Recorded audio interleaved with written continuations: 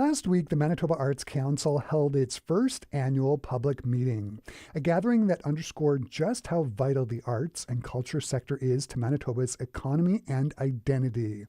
The numbers speak for themselves. Arts and culture contributed an impressive $1.75 billion to the province's GDP in 2023-24, supporting more than 20,000 jobs and generating $477 million in tourism revenue, with more than 1.7 million people attending arts and cultural events last year. One of the most striking takeaways came from a probe research survey that said that 20% of Manitobans said the arts and culture add positivity to their community, compared to just 6% who said the same about sports and recreation. Yet, despite these encouraging numbers, Manitoba's artists and cultural organizations continue to face serious challenges to sustainability. That's where Manitobans for the Arts comes in. The advocacy group works to build bridges between the arts sector and the wider community, raising awareness about the industry's impact, strengthening partnerships, and urging government leaders to recognize and invest in the arts. On Tuesday, November 4th, the organization will host a lobby day at the legislature as part of its broader Make Art Happen campaign, an initiative designed to channel energy, support, and action toward helping Manitoba's arts and culture truly flourish.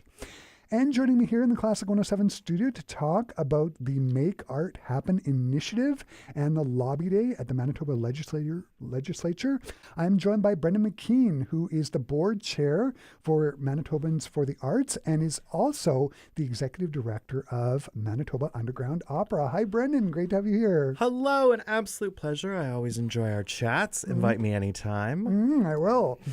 Okay, so firstly, in the preamble, I mentioned the Manitoba Arts Council and Manitobans for the Arts.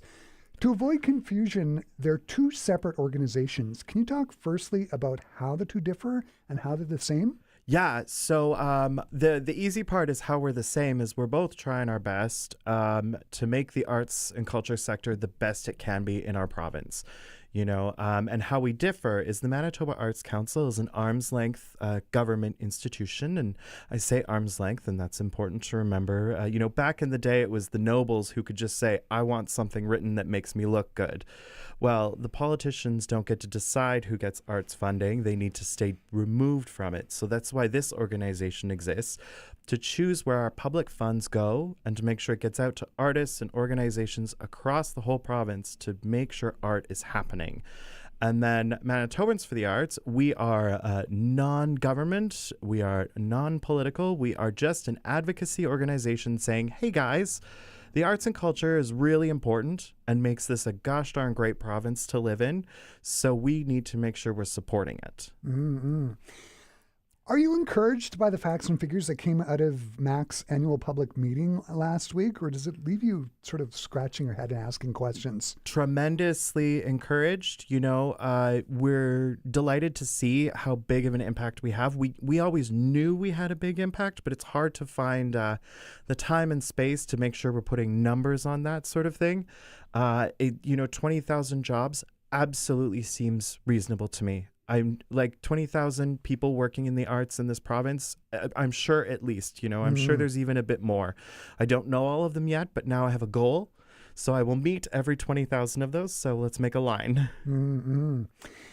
Working for an arts advocacy group, can you talk about some of the biggest challenges and hurdles and misconceptions that you come across trying to make the case for arts and culture in the province? Yeah, it's really, we talk in arts and culture, those that work in it and, those that even experience it. We always say, well, it makes life better, right? But we don't have that it makes my life X better, where we put a number to it, where we can quantify it. I went and saw Manitoba Chamber Orchestra recently, and I had a wonderful time. I didn't leave going, my mental health is 2% better because of this one event I went to, and my physical health is 1% better. Gosh, it's so hard to quantify. So when we're going to talk to, people that work outside the sector, politicians, decision makers in general, of course, corporate or everybody, that is a decision maker, and we go, well, it makes the world better. And of course, we're preaching to the choir here. People listening, we're already on the team. We understand it makes our lives better. But when we're talking to somebody else about it, it's hard to say how exactly it does in a very easy, quantifiable way to say, great, I'm going to give you an extra, a couple $100,000 for the whole province because it does these exact things. Like we do have some numbers. We know when a tourist comes to Manitoba and they come for arts and culture, they spend more money in the province. They do. If they come for something else, they spend a little bit less money. So the people that are coming to see the theaters, see the galleries, see the museums, seeing all these things, they're going to spend more money in other places around. Yeah, the restaurants, getting their haircut, right? Clothing, you gotta look good if you want to go to a show, especially if you're traveling, So it's interesting that now we're starting to pick up more of these things to be able to say. And then it's about finding time. Our politicians are very busy. They really are. They're juggling so many things. And I'm sure everyone, of course, also listening goes, oh, but there's also these other issues that I care about. And so our way is to go in there and say, yes, those things are also very important. But if you fund us a little bit more, we can make this world even better too. We can help. We're part of the team. As a musician who's worked for both nonprofits and profits, I have my own opinions on this, so I'll try to keep my out of it. What are some of the most important things we can do to educate the public on the importance and value of arts and culture in Manitoba? Well, there's the way of talking about it with pride that we have. A lot of us have always said, and we have a reputation across Canada, Manitoba is an arts and culture province. We do talk about it in that way. So I would love to see that even more, talking to each other about those things, about why, an experience we had, arts and culture is a lot about storytelling. We go see stories all the time. Let's tell stories to each other about what we really liked, about what we want to share, about what we think other people should go see. We all fundamentally believe that it's important, but I think it's always at the back of our minds. So let's bring it a little forward. Let's keep it in the conversation, Yeah. And there was another one of the things that came out of that probe was something like 82% of Manitobans agree that arts and culture is an important part of our society. Right. And I would say, way less than 82% of my conversations are about how great arts and culture is. So I don't think we have to go that far. Otherwise, we'll be a bit of a broken record. But, are we having a conversation every couple days, every day with somebody about something that we just really like about it? So I say, talk to people more. So I want to turn to the Make Art Happen initiative. What are some of the main goals of the initiative? Well, it's a great little pivot. It's like you knew where my mind was going with that. This is an initiative. This is a vehicle for us to talk about it. Art involves people. It just does. The story of somebody could just paint something in a room and no one would ever look at it. It's like it needs somebody to create it. It needs somebody to experience it. Even if we're just talking classes and learning, even if we're talking, my kids do art class on Saturdays, the teacher and the kids exploring and playing around and learning. We want to talk about all those things in a way that is, hey, I'm an accountant and that's what I do, but also I do art things too. And I experience arts and culture and share that with the world. And then also, that doesn't happen without the artists, without the arts workers, without the arts organizations doing it and highlighting it. It's like there has to be a person who taught me some of this stuff. There was somewhere I learned. Can you talk about the role of education early on in schools? Right. Oh my goodness. That's a great example of how I say arts and culture is invested in so many places you don't think about. We are always in every little pot, and education is so important. How do we have a society if we're not teaching and learning and training, the next generation? And teaching them to value. right? And, things have certainly changed over a while, but I also believe the definition of art and what we consume as art has also changed too. And so I think kids are having experiences with it. They are doing things. There are great programs bringing artists into schools. And so let's share those stories more. Let's talk about that, because great stuff is happening. But, we don't boast a lot. We're Manitobans. We don't boast. And the positive impact it has on students as well. Right. I've heard countless stories of especially, rural schools or northern schools or actually even in Winnipeg too.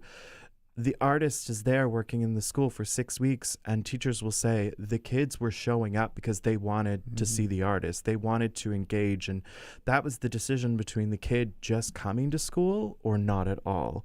And that's just part of the power it has that, then goes further than what arts and culture really is. And you brought something up that I wanted to get to was this whole idea of rural. One of the things that I took away from watching the MAC annual public meeting, I watched it on YouTube, and there's a very clear desire for access to arts and culture in more rural parts of the province.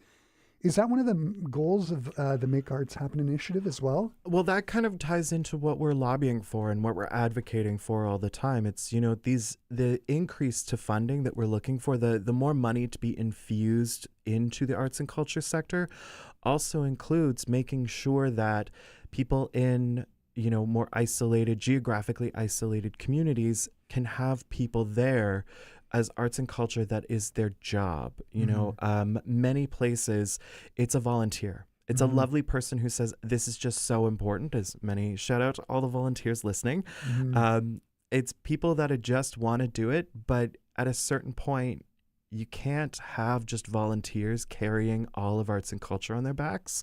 You do have people that come along and say, but I also want children, and I will need to house children and feed children, and my volunteer work Never mind won't yourself. necessarily do that. Yeah, I always say, think of the children, because I know so many, where did the starving artists come from? It's sometimes a little too on the nose, but it's, making sure that communities can have dedicated people to make sure that stuff is happening and people are getting experiences. And I just believe, volunteers shouldn't have to bear all of that weight. Can you talk about the tools Manitobans for the Arts are using to help make the initiative successful? Is it social media? Is it interviews like this one?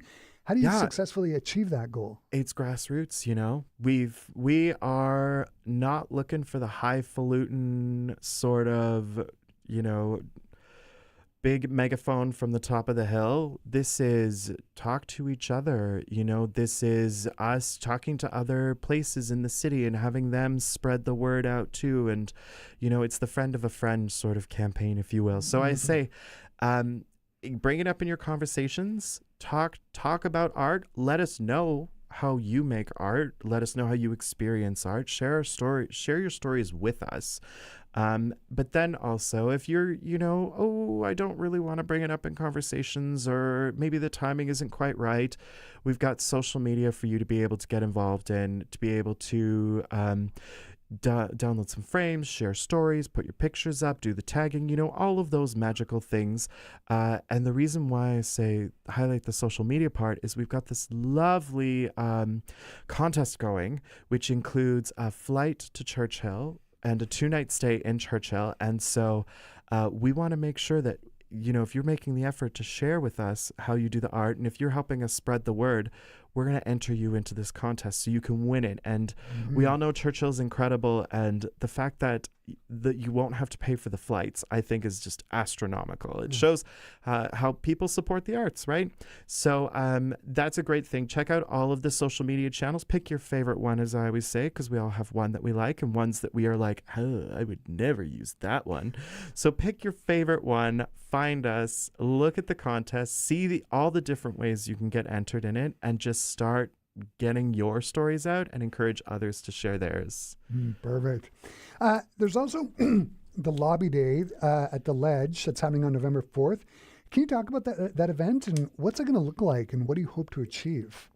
Yeah, we are very excited. We're going to be back at the legislature again. We think it's really important to make sure that we are sharing these stories with the decision makers themselves, especially at the provincial government level. So we're going to be having some wonderful meetings with ministers and MLAs throughout the day.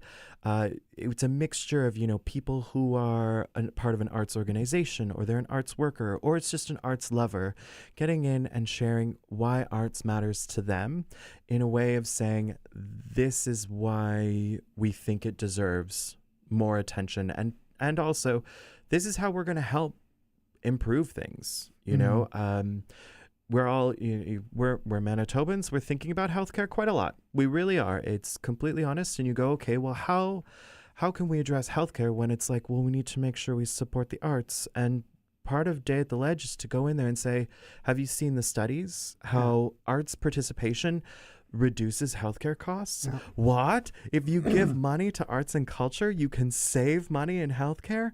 Whoa, this is how we can work together. And that's just healthcare. There's more. Yeah. There's more stories across. So we're going in and we're going to share the stories and say that we are a useful tool. It's weird to say arts and culture is a tool, but in this case, we're a tool to help out everything else. It's all about making quality of life better for the patients. Right, absolutely, and you can really go even further into into so many other things. And arts and culture is a way to help fix other problems. Mm-hmm.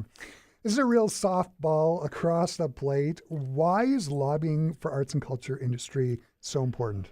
It's just, thank you. I appreciate it. I got a nice easy one. It's so hard to talk about arts and culture that we need to go and we need to focus just on that, and we need to say our stories and in short ways.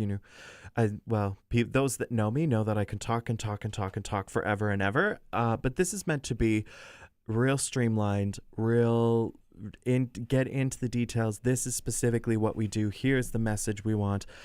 But it also is a chance for all of arts and culture in this province to speak with one voice, because we all really want the same things. We do. We want, a better province, and our government wants a better province. So we say, great, this is the thing that we need. This is what's going to make the most bang for your buck. This is the thing we're all going to celebrate. Done. Yeah. Here you go. Mm-hmm. Brendan, this has been so great. Where can people go to find out more details about Manitobans for the Arts and the Make Arts Happen initiative and the lobby day on the 4th? Great. So I say manitobansforthearts.ca is a magical place. It's a great place where you at home can sign up and become a member. This is not a membership organization that means you have to have a master's degree in performing arts so you can join. No, this is for arts organizations, from the biggest of the big to the littlest of the little. This is for anybody who works in the arts sector, and this is for anybody who's just the arts lover. If you love arts and culture, this is a place where you can say, I want my voice counted within this. I want to be part of this movement, and I want this movement to be bigger. So I say this is a great time to go click the link, or I guess you would have to type it in because you're listening right now, and then sign up, become a member, help make this whole moment even stronger, and not just for now, but for every year in the future. And then, from there, and then social medias, check out Manitobans for the Arts. You'll be able to find all of the links to get involved in sharing your stories and being part of the campaigns, and most importantly, put your name in for the contest. We get you. Brennan, this has been fantastic having you here in studio. I could talk all day about the arts here in Manitoba. I hope the lobby day at the Ledge is successful on November 4th, and the Make Arts Happen initiative are a huge success. Thanks so much for taking the time to stop by and talk to me today. Oh my gosh, always a pleasure. I'll see you next week. Mm-hmm.